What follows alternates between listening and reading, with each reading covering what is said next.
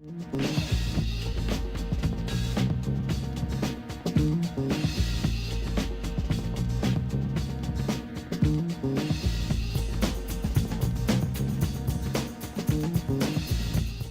morning.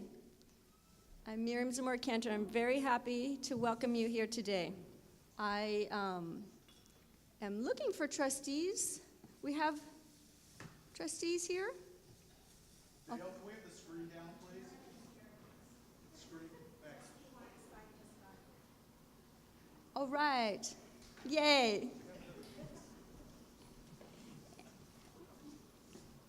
Do we have faculty here?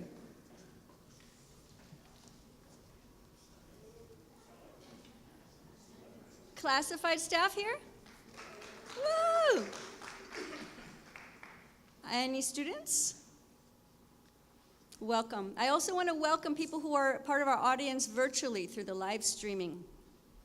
And a shout out to our colleagues who work in student services. Right now they can't be here because they are working directly with students, helping them enroll, and for other preparations for the new semester.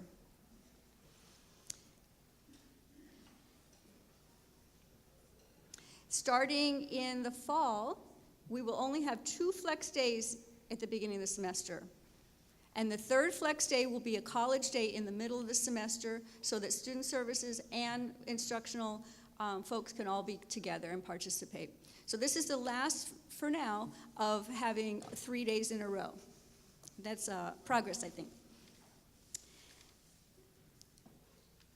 The theme of our day today is the best of times and the worst of times, and courageous responses. And as we start, I want to take a look at some of the real losses that we've had in this past year. Maybe we can take a moment, think about students, colleagues, retirees, members of our community, members of our family, personal losses.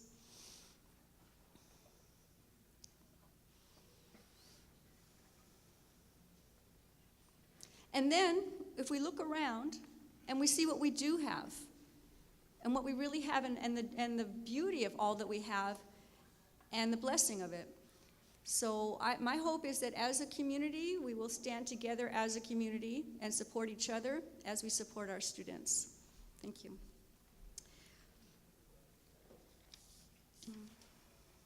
We have an exciting day planned for you. Did you like the music? Yeah? All right. So there's more of that coming up, including dancing, and later at the end of the day, we're going to have a super cute kid band playing jazz in the bistro. So I hope you'll last till the end of the day in the bistro for the happy hour. It's at 4:30. Yeah. And it's what I have is a very full program. If you've seen it, it's a very full program. I want to make sure that people know you can take breaks as you need them. The women's restrooms are on this side, and the men's restrooms are on that side. And my hope is that you'll find something in this program that you can take away and will be valuable to you. Professional development means us as professionals, competent professionals, and also as individuals, healthy individuals. A lot of people worked on today's program and the next day's college programs. If you've participated in any way to help the college days or the district day, can you identify yourself? Yeah? There are people who work on professional development committees, and there are people who have been helping at the district, people who help in the copy centers, I feel like even if you put in, in your program plan, when you put what your professional development needs are, that filters into this. So in some way, this is supposed to be responding to you and what you wish for. The reason why professional development is led by faculty is a combination of legislation to have flex days, but our union and our Senate worked together with the district, and the result was a PFT contract that's in Article 25 and Sabbatical 26, And that is the richness that we have to participate to create these days. So the most that you will have any interest and you want to participate in the creation of your professional development, you have these opportunities. I want to put in a plug for involvement. Obama, in his, he's still the president, in his closing speech, he talked about involvement, not complain and just sit back, but to be involved. He said, grab a clipboard, gather some signatures, and run for office. Well, so in our situation here, there are a lot of committees, there's a lot of opportunities for involvement. And if you see something that's even a little bit interesting, if you want to make that next step to be involved, you can be part of the creation of a better place here. There's also classes here. You can be a student. Just a reminder that Peralta offers all of our employees tuition-free classes here in Peralta. On my webpage, you can get the application for that. It's easy to find, and it's a great thing to be a student, to feel the awkwardness of learning something new, to feel the thrill. I mean, the whole range of it, it helps us better understand our students. I want to remind you that tomorrow and Friday are college days, and it's an opportunity to be with your peers in a way that normally you can't because there's so many students and things to do. So it's a special way to be with your peers. I encourage you to go Thursday and Friday to your college. And now, it is my honor to bring to the stage the newest member of our Board of Trustees. She was strongly supported by our unions and clearly by our community at large. Karen Weinstein has spent a lifetime helping families and students make a better life for themselves. She worked at Kaiser Permanente Richmond for the last 20 years as a psychologist. Before her election as trustee, Karen was a member of the Peralta District Citizens Oversight Committee, and currently she's a board member of the Berkeley Public Schools Fund and is vice chair of the Berkeley Commission on the Status of Women. She serves as co-chair of the California Democratic Party's Affirmative Action Committee and is an elected member to the Alameda County Democratic Central Committee. She serves as community liaison for Berkeley City College Dreamers and Undocumented Student Task Force, and is a member of Berkeley City College's President's Advisory Board. Last year, Karen was acknowledged for her leadership with a Berkeley City College Award for her, quote, unshakable commitment to transforming student lives at Berkeley City College. She lives in Berkeley with her husband, Michael, who's a physicist writer, and their dog, Buttercup. And her son, Justin, is a lecturer at Stanford Law School. Karen received her PhD in counselor education with a concentration in college counseling from the School of Education, State University of New York at Buffalo. She's a licensed California psychologist, and I think we are all really, really pleased to have a trustee like you, Karen. Welcome. Good morning, everybody. It is truly an honor to be here today. I attended Flex Day once before, I think it was last year, and I really never thought that I would be here, standing up here, kind of in my wildest dreams, but here I am. And I want to recognize and thank the Chancellor, I don't know if he's here yet, for his good humor and warmth, and the presidents of the colleges for all the hard work that they do, and Jeff Heyman for the incredible work that he does on public information, Ed Jaramillo, our president of the Peralta Federation of Teachers, and Abby Brewer and Molly Seelan for SEIU, William Bryce, Cleavon Smith, and Miriam for doing such an extraordinary job putting this together. Particular shout out to our trustees. Are any of them here today? No? Okay. I look forward to getting to know them and working with them. As Miriam said, I am honored to be elected to be your new trustee, and I'm really here today to learn what are the most important issues facing our faculty and our staff. As a new trustee, I am in the process of finding office hours at different cafes once a week so that I will have time and I will be accessible to anybody who wants to come and talk to me. So I look forward to that. When I have found a place and the hours, I will send that information out. I think it's hugely important that we stay communicating with each other as well as staying communicating with our community. I ran for office because I have been so impressed with the Peralta community colleges. They are gems, and they offer opportunities and hope to students from all different backgrounds, whether you're a mom making a better life for your children, or whether you're a veteran who's given service to our country and wants a good job and a good education, whether you come from a background of poverty or economic hardship, or whether you're an immigrant or an undocumented student. You are here because you want to make a better life, and that's what makes the community colleges incredibly cool. President Obama did make the community colleges a centerpiece of his goal to have the best educated workforce, most competitive in this world. But I will say this, I think community colleges, no matter what, are always challenged by funding. I've never been at a college, a school, mental health services, hospital, where people have said, gosh, we have enough funding, and who should we give that money back to? So funding is a real issue.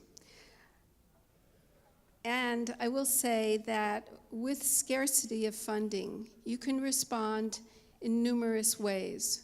You can respond with timidity, where you kind of pull inward, become a little bit more secretive and less transparent, or you can respond with courage. And I'm hoping that the Peralta Community Colleges, the administration, the students, the faculty, react with courage and get out there and get as much funds, let people know who we are, and see what we can do to make sure we have enough funds for this district. I am excited about the College Promises campaign, which Obama started.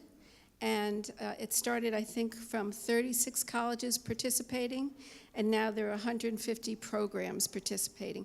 And I think you probably all know about the Colleges Promise program, where at least one semester, up until as many semesters to graduate, students can go for free to community college, which is really extraordinary and very exciting.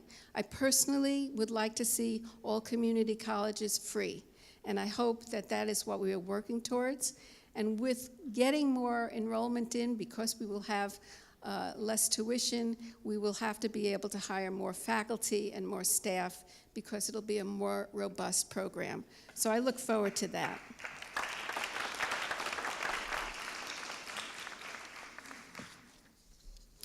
When I was asked to speak, you know, like when anybody's asked to speak, but particularly me, because I hate to speak, I immediately went around to people and said, you know, what was the most important experience in your life at college? You know, what do you remember? And what the great majority of this very small end said was a college teacher, a professor, a faculty. They helped me change my life. They helped me stay in college, and they helped me with family problems, and I wouldn't be where I am today if it wasn't for a faculty member, a professor. And I thought about that. That's true certainly in my life as well.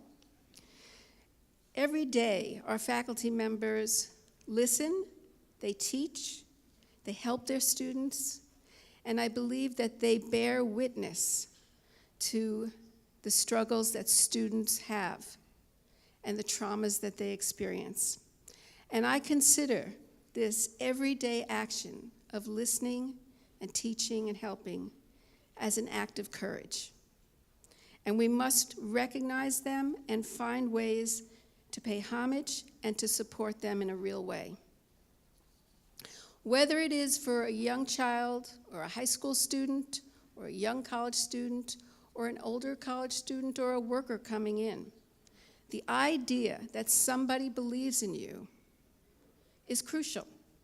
It makes all the difference in the world. It makes the difference between success and failure, the difference between hope and despair, and the difference between involvement and withdrawal. And I believe our teachers have a lot to do with that because they are encouraging our students. A little bit about me that was already said. I received my PhD from the State University of New York at Buffalo. Anybody went there? Was that a clap? I don't think so. But I'll tell you something, it is a great place to get your PhD because it is so cold outside that you never leave your building. And you are forced to study. That's how I got through. Since that time, I went on for further training, and I became a psychologist and worked for many years at Kaiser Medical Center in Richmond, Richmond also being another extraordinary community.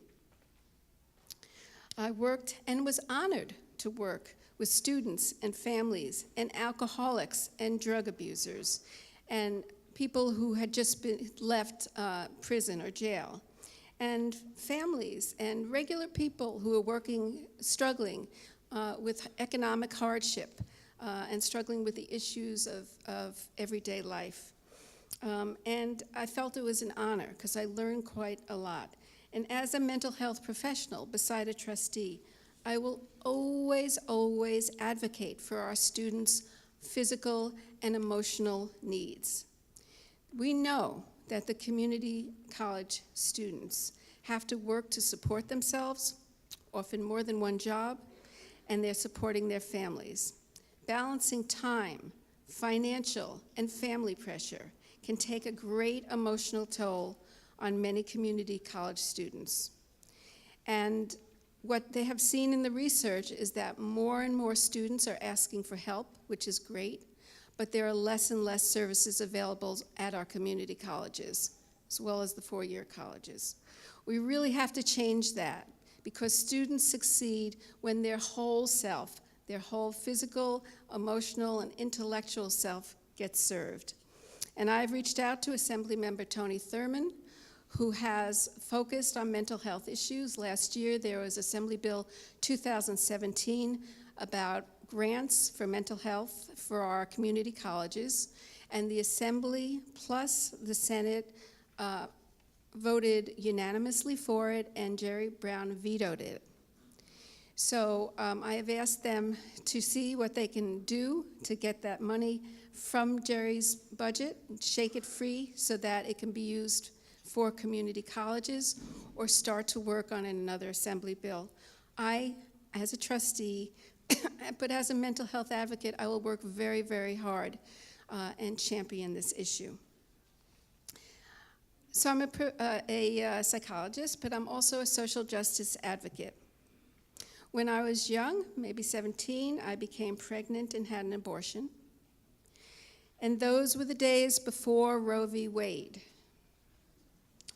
And I, like many of thousands of other women, young women, had to seek an illegal abortion. I was one of the lucky ones. I survived. I pay homage to those who did not.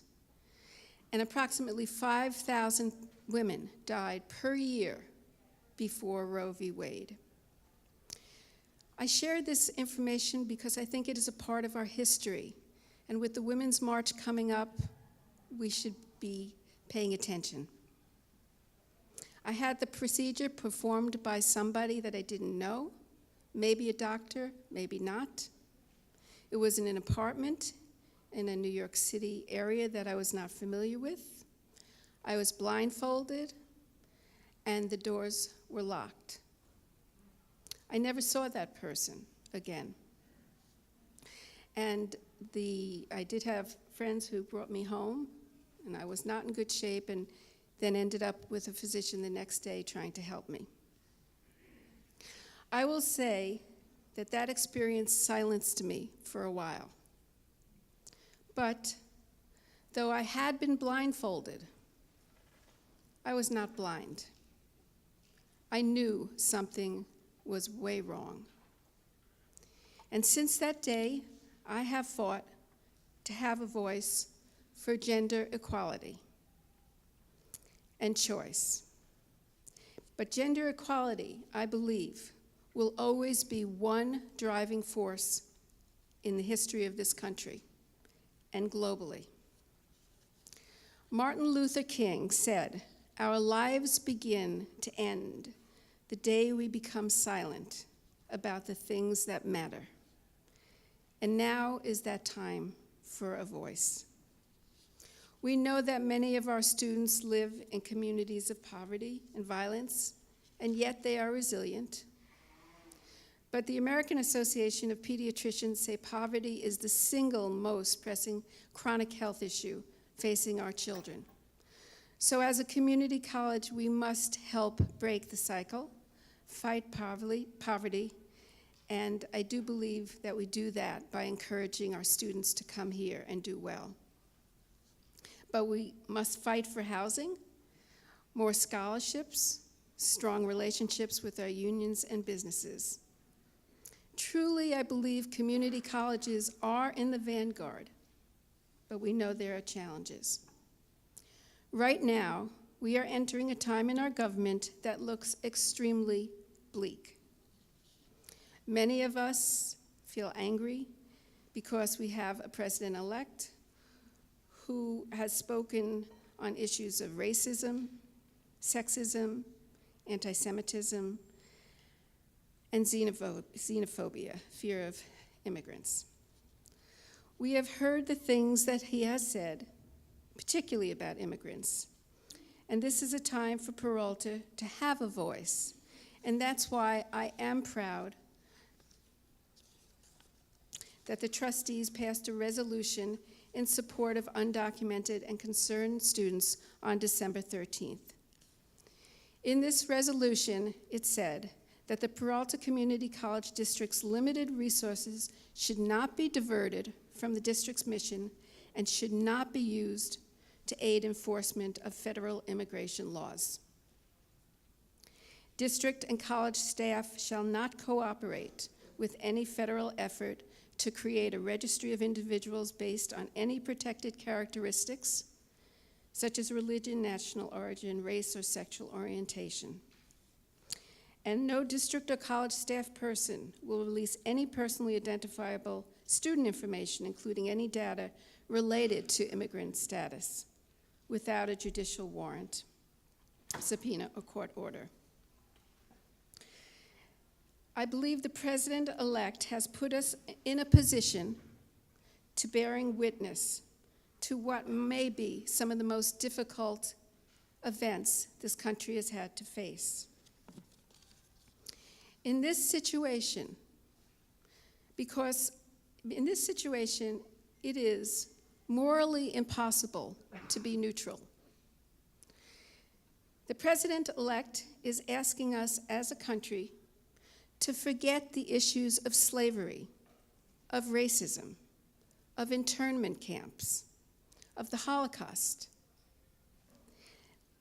That administration's job is to promote the action of forgetting and to encourage secrecy. But as community college, like our community college, which has a long history of social justice, we should be determined to speak up. We need to have a voice, to say we are one community and we will protect those who need protection. Psychological and social trauma is an affliction of the powerless, but we are not powerless. We have a strong community, and we are connected. We will not let families be torn apart.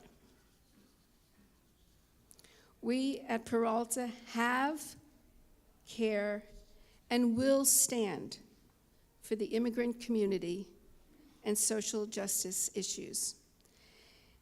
So as a new trustee, I'm here to say that I will advocate for our students and for the issues of social justice. I want to thank you for listening to your new trustee, and may God bless you. Thank you, Karen. I think we're all very proud to have a trustee like you.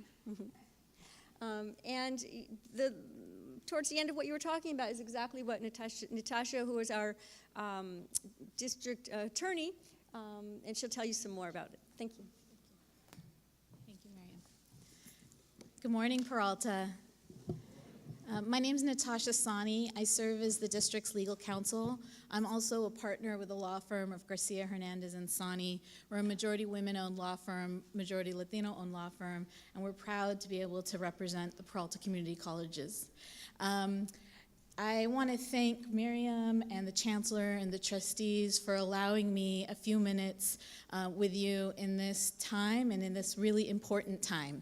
I think in this election, we've found ourselves in a time that is very uncertain, a time that for some of us, for me, feels scary, feels bleak, feels like we have no choice but to organize and to be alert and be aware and be ready. And I couldn't be more I feel a great privilege and I feel very honored to be able to represent the Peralta Community Colleges in a time like this that is so important. When soon after the election, one of the first calls from the district to me was, we need to do something, we need to make a statement, we need to make it loud, and we need to make it on behalf of the board. So the direction provided was that as soon as possible for the board to be able to adopt a resolution that made clear our commitment during this difficult time, that made clear Peralta's commitment to our undocumented students, to our vulnerable students. So in the few minutes that I have with you today, I want to walk you through what that resolution is. I thank the trustee in my first meeting with Trustee Weinstein, this was one of her first questions to me. So there is no doubt that she will be advocating. She has already begun advocating for all of our students. And I have to add a personal note. I am a product of California's community colleges. I'm a proud graduate, and I hold 2 AA degrees. It was in halls like these at Laney College, at Merritt, at Berkeley, and at Alameda that I found faculty members who touched my life, that I found pathways that created the path that led me to UC Berkeley, and then to UC Davis, and to the legal career that I now enjoy. And I couldn't have done any of that without the community colleges that gave me an opportunity to grow. It's where I grew up. It's where I found my voice. It's where I found many things. It's where I honed my skills. And so in this time, when I have this privilege of sitting in this seat now, I am excited that Peralta is ready to lead, that Peralta is ready to fill that void and take that stand and tell our students in no uncertain terms that we are committed to having them here, that they are welcome, that they are valued, and that we mean it and that we're ready to back it up. And so this resolution is that first step. I know that there are students who are already organized and continuing to organize. I know that there are faculty members, administrators, and staff throughout our colleges that are organizing around these issues, and we are thankful, and we celebrate you, we applaud you for taking those steps and taking that initiative. This is a time for us to stand up, and so let me then, without further ado, get to the resolution. Thanks. So just one back. Our campuses are safe spaces, all of our campuses, and through this resolution, we have made that clear. I have provided copies of the actual resolution for you at the sign-in. We'll also have those on the staff development page. There's also a resource sheet that we'll cover briefly. So in these slides, I just wanted to cover a few of the core elements of the resolution. So let it be resolved that Peralta Community College is committed to maintaining a safe and welcoming environment and campuses for all of our students. We shall not cooperate with any federal effort to create a registry of individuals based on any protected characteristic. So this is talking not only about our undocumented students, but it's talking about our Muslim community, our Arab community, our South Asian community, those students who have been the victims of increased hate violence and bullying in the immediate aftermath of this election. The Southern Poverty Law Center has documented over 1,000 incidents of hate in the first month after after the election. And in the month prior to the election, in the work that I do on hate crimes, I got repeated calls, even about a hate crime happening in our neighboring city of Richmond, where a Sikh gentleman, a turban-wearing gentleman, was accosted as he drove a car, and his hair cut, his turban pulled off, right? And this is just 2 weeks prior to the election. And that's happening even in our Bay Area, even in an area where we know many of us hold values that are intended to protect our most vulnerable communities. These hate crimes are happening. And so this is our statement that we are not going to be part of any effort to keep Muslims out of our country, to create registries or focus on communities that are vulnerable based on any protected characteristic. Let it be also resolved that we are committed. Oh, sorry, one more. One more. Is it not going? Thank you. The Peralta Community College District's made up of all of our college campuses, welcomes and supports all students without regard to their immigration status. It was important at this time to even make a statement that simple, clear again. We have been committed to students regardless of their immigration status. We remain committed to students regardless of their immigration status. None of the laws of the state of California have changed. And in fact, we have seen our state leaders, our leaders in the UC and the CSU system also come out standing strong to make sure that our AB 540 programs, our programs around California Dreamers are not going to go away, but they are going to be strengthened in this period. The Board of Trustees has also made clear that we embrace the diversity of our students and our staff, the rich languages and cultures that they bring to our district, and we encourage their participation throughout the district. Whereas ICE activity in or around Peralta campuses and facilities would be a severe disruption to our classes and services. Now this slide, this whereas, is a little bit of legal talk. And let me explain this and let me translate why this is a significant statement. It sounds so simple. Clearly, federal immigration enforcement on our campuses would be disruptive, right? But by making the finding, when our board made this finding, what they said is that we have a legal ability and obligation to make sure that our campuses aren't disrupted, right? This gives us legal powers to tell ICE officials, to tell other people that are trying to enforce federal immigration on our campuses that they are not welcome and that we're not going to be party to such enforcement. By claiming it as a disruption, and our mission and vision of our community college district is to be able to provide an educational opportunity that is without disruption. So this, while it sounds so silly, is actually an extraordinarily important finding in our resolution that gives our college presidents, it gives our college administrators an opportunity and the ability legally to say that the board has told us that you are disrupting our campuses. You are not welcome here, right? One more, Jeff. So be it further resolved that the Peralta Community College District stands in strong support of DACA and other programs that support undocumented students. We pledge to fight for an extension of DACA and against any attempts to roll it back. We further pledge to advocate proactively with our local, state, and federal level wherever we can.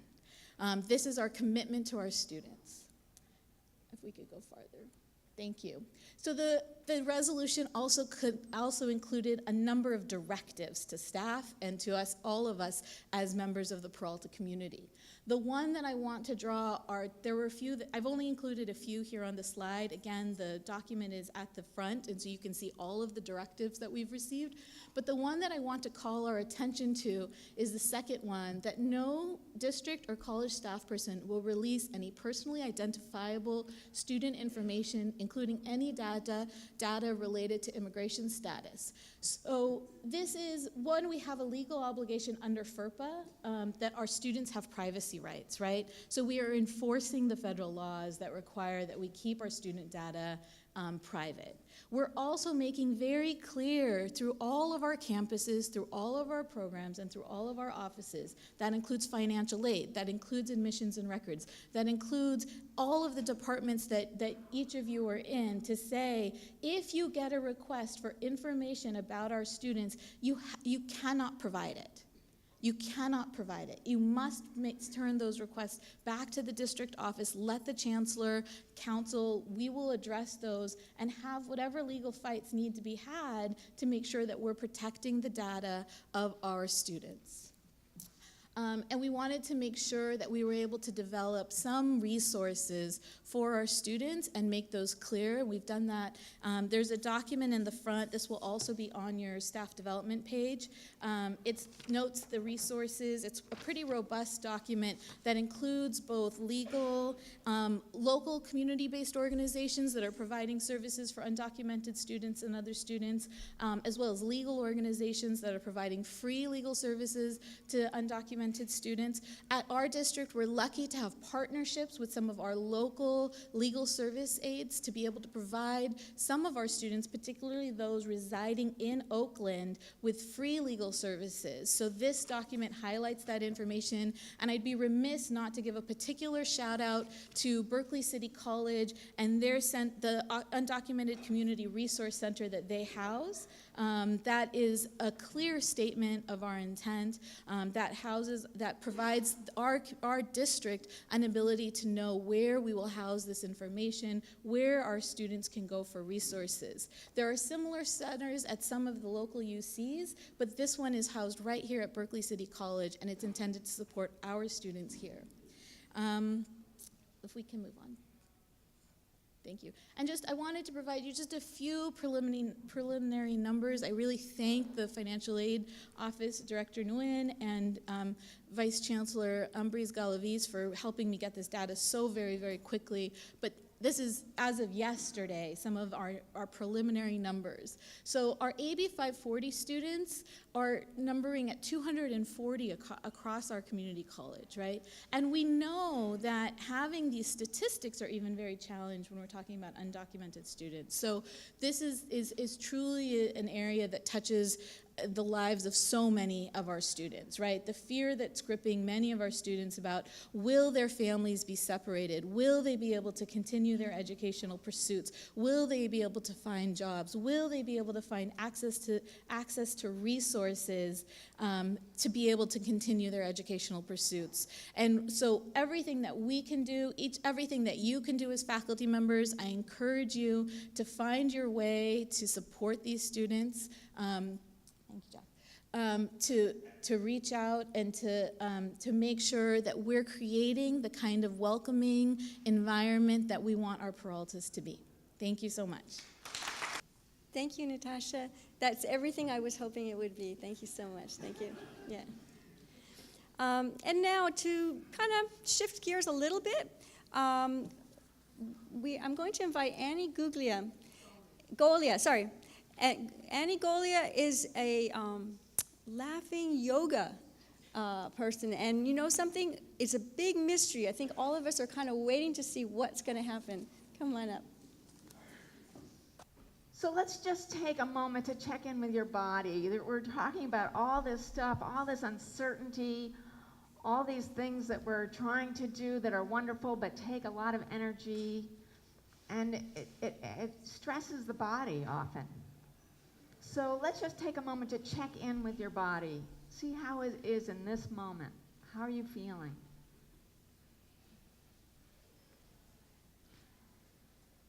And during all of this, we're not going to do anything that stressful, but just take care of your body. Don't do anything that hurts. You might want to stretch your ability to do something different than you normally do, so it might be slightly emotionally uncomfortable, but we don't want any physical pain. Laughter yoga was started by a doctor in India in 1995. And what he realized was his patients that healed quicker were the ones that, guess what, did more of? Laughed more, had a positive attitude in life. So he's like, what? Maybe there's something to this laughter's the best medicine thing. So he did a little research, and found out, yes, laughter is so good for you. It's so good for your body. It helps reduce the stress hormones in your body and increases natural stress relievers and pain relievers like endorphins. It helps with breathing problems. I've led a laughter yoga group in Oakland for 10 years. And I've had people come who have asthma. And after a good laughter session, they have some relief for a week or two in their breathing. It helps just with your whole immune system. It helps in so many ways. So why aren't more people laughing, he asked. So he made it his mission to spread laughter on the planet. And he started off in his hometown of Mumbai, India, and went out to a park and got 5 people together and told jokes. And pretty soon he had 50 people. But pretty soon the complaints started coming in, you can imagine. I've heard that one before. That was sexist. So he's like, oh, I better do something different. So he's a smart guy. He went home and talked to his wife, who is a yoga teacher. And together they came up with this idea of creating playful exercises to encourage people to laugh and connect with each other, and added some yogic breathing. So I'm just going to give you a little taste of that today, right now, and then you can join me for, I'm doing 2 workshops later, so if you want the more full experience, please come to one of those. So sometimes we get into, the modern life can be so stressful. We're just running, and often we don't take time to pause. I talked to a lady in the restroom earlier. She's somewhere around here. And yeah, there she is. And she said she has her Fitbit so that it reminds her to breathe, to take breaths. And that's a lot of what we do in laughter yoga. So let's do that right now. Let's take a deep breath. So raise up your arms. Breathe in and hold it at the top and let it out with a sigh. So I'm going to give you permission to make noises that aren't usually considered polite. This is a safe space.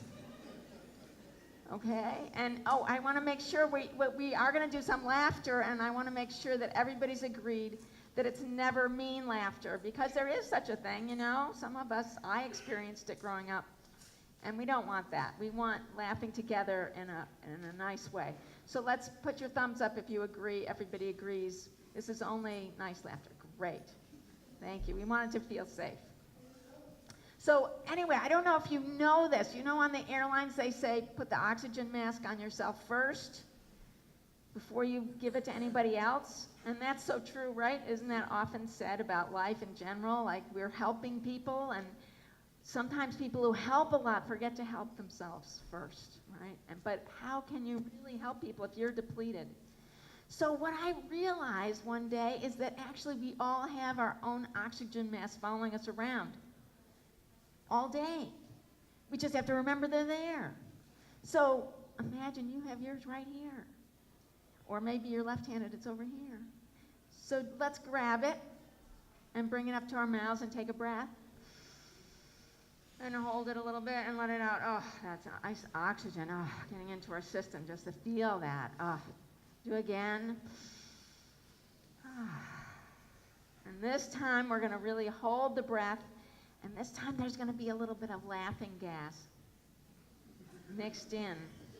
And so we're going to laugh a little bit, okay? So breathe in, hold it, and laugh.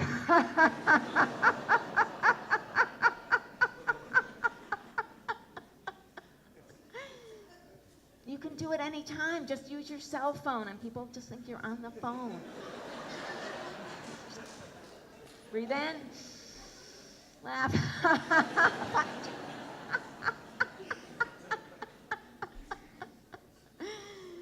Oh, God bless cell phones.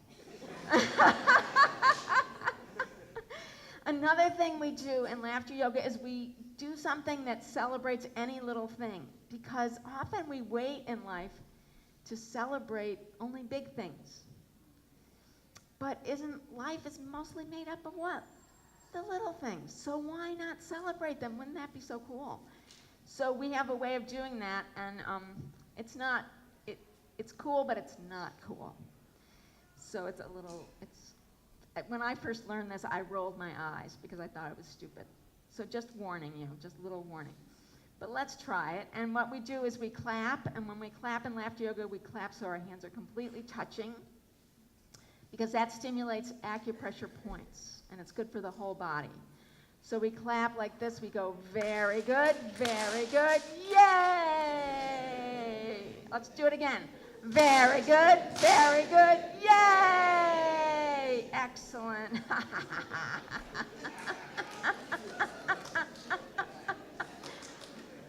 And doesn't that make you feel different? Besides feeling a little foolish, doesn't it make you feel? Yeah, because you know what? The body reacts to that. So we could say emotion follows motion. What we do with our bodies, the mood follows. So there's a reason why cheerleaders do a lot of this, right? Because it changes how we feel. We're changing the chemistry of our bodies when we do that. We're also, all this breathing and raising up our arms, it stimulates the parasympathetic nervous system. And that's the one you want to stimulate. The sympathetic nervous system is the fight or flight. And that has its good reasons for being, and sometimes it's useful.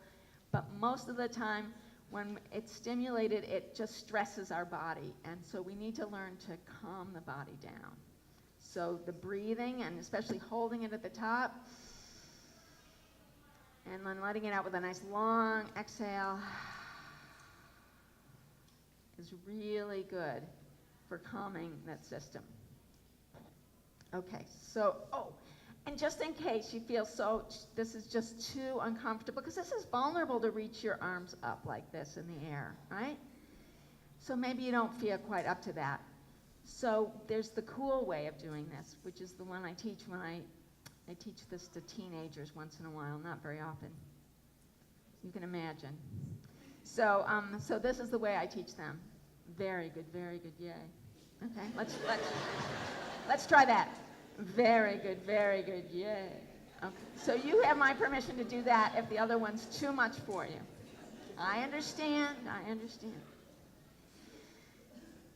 So let's take another breath. And Miriam, if you would give me a little when it's time for me to wind up, because I want to make sure I don't go too much over, okay? All right.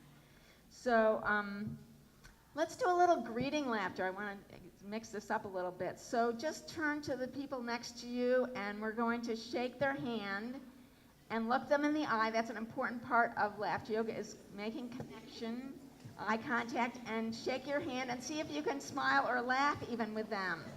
All right, so.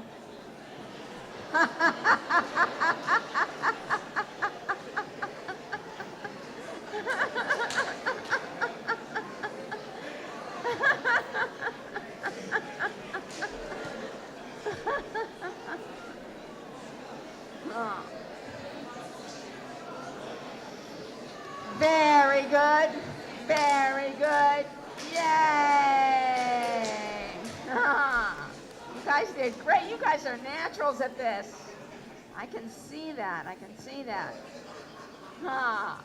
Sweet. It's not so hard, is it? It's not that hard. So, there's a quote, a Jewish proverb that says, "What soap is to the body, laughter is for the soul." I love that. And so it's a way we can create empathy with each other. Laughter yoga, there's parts of it that are very much, it's not just a silly thing, although it is a silly thing. So one of the things I love, because I'm a worrier, and that's one of the reasons why I do laughter yoga, because I need it. I absolutely need it. So one of the things that I do is try to laugh at myself when I worry a lot, and I just point to myself and I go, yep, I'm worrying again. There I go again. It's really important to be able to laugh at yourself. And you know what? An endless source of laughter when you can laugh at yourself, right? Never, at least with me, never any shortage, if I can just remember. So we're going to try laughing at ourselves and then looking at around the room and notice everybody else is worried too. Oh my God, and we're going to say, you too, and then laugh together, not at each other, but together, in recognition. Okay, so first laugh at yourself. I'm worried. I'm so worried. Who knows what's going to happen? New administration. Oh. And then you're going to notice everybody else is worried too, and you're going to be like, you too. You're worried? You too? You too up there?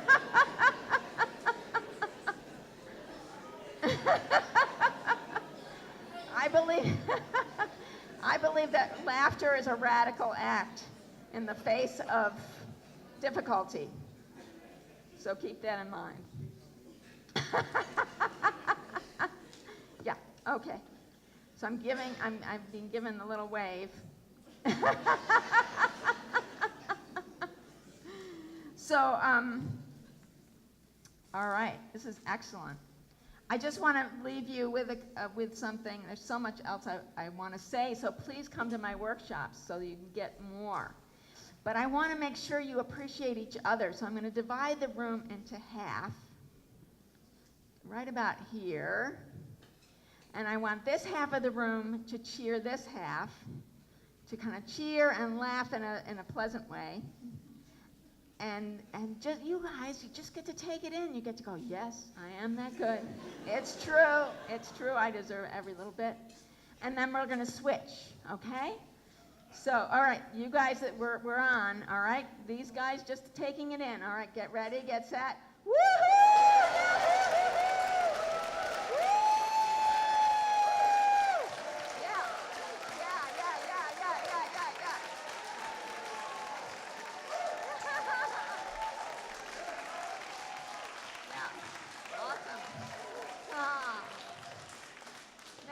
Turn, okay? You guys ready? They did good. You got to do at least as good.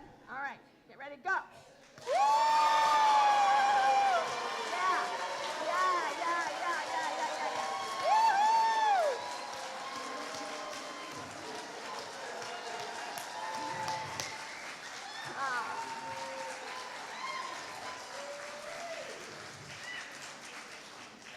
You ready for one more?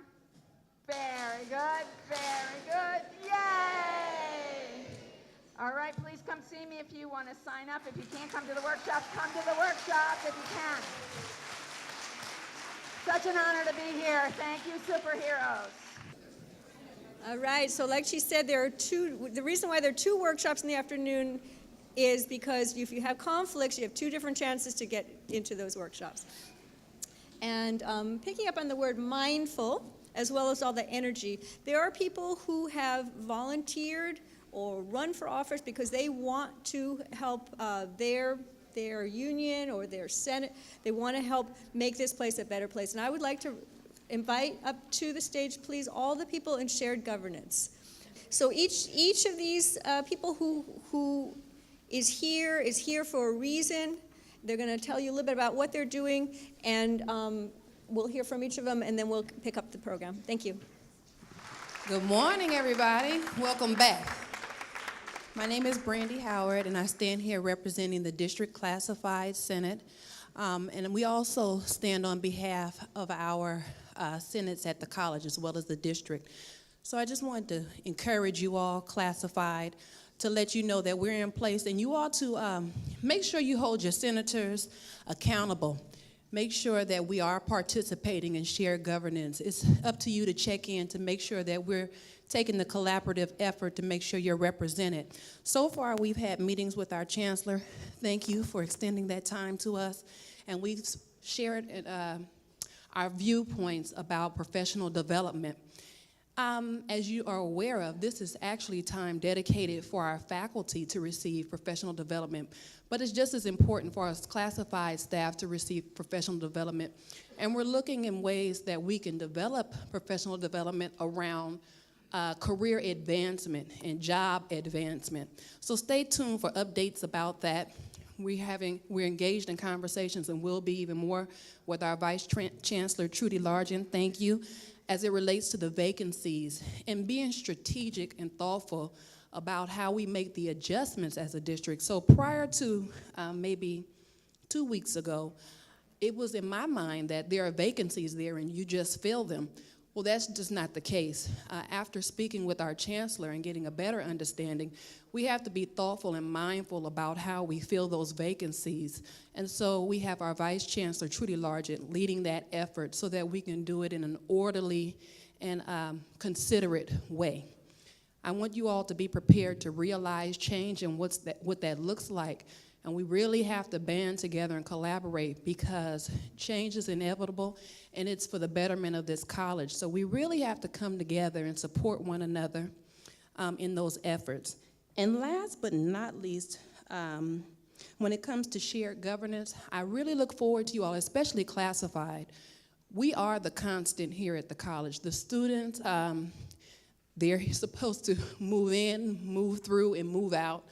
We have a high turnover at times with our administrators, but it's our full-time faculty and classified that remain constant. And so we have a lot of knowledge about why things are the way they are and perhaps even how they can be better.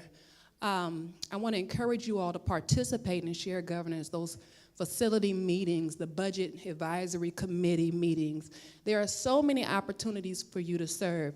And I can speak for myself and be a testament to you that this was my first experience working in education. Dr. Webb saw something in me and encouraged me and gave me a chance. And from there, I was able to just spread my wings and get involved in shared governance, take a few classes here and get to know the faculty, sit in the classes as a student and experience the challenges. Those are the things that make you relatable, that give you a better understanding about how you can contribute to the betterment of the college and not so much, point the finger and judge. It's always easy to judge when you're not doing the work. So I encourage you all to get in the seat of leadership. And leadership may look different for you. You don't have to be like Brandy, or you don't have to be like the chancellor or Dr. Webb. Find your own niche and be good at that. And that's how you contribute and be your best. So I just want to encourage you all that I am not your district classified senate president. Tim Bryce is. He's an awesome leader, an awesome man, and we need to rally behind him and support him in his efforts. So be encouraged, have a wonderful year, and again, hold us accountable, check in, and make sure that we're representing you well. Have a great day.